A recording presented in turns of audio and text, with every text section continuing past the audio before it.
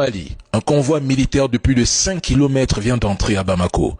Sous la présidence de son Excellence Assimi Goïta, le choix est clair. Ne plus sous-traiter la survie de l'État.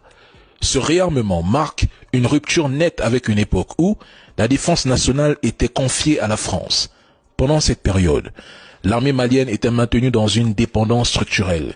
Elle était peu équipée, limitée dans ses capacités, privée d'autonomie décisionnelle pendant que la menace terreau s'étendait. Contrairement au discours dominant de l'époque, la présence militaire française n'a jamais permis au Mali de disposer d'une capacité de nuisance dissuasive. Or, dans ce monde, le rapport de force est la seule langue réellement comprise. Si tu veux être souverain, libre, indépendant, respecté, capable de t'asseoir à la table des puissances, tu dois être en mesure de dissuader, pas de supplier.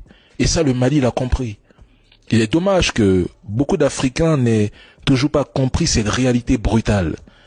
La souveraineté ne se décrète pas, elle s'impose.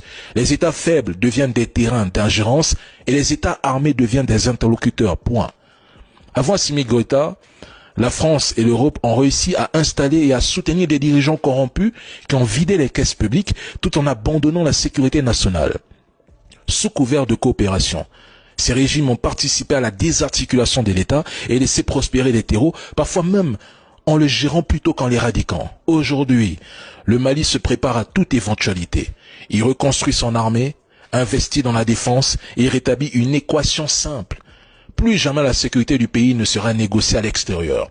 Ce convoi militaire n'est donc pas un symbole de militarisation excessive, mais celui d'un État qui a compris que, dans un monde régi par la force, la faiblesse est un choix et le Mali a décidé de ne plus le faire. C'était tout juste exceptionnel. Force aux Fama.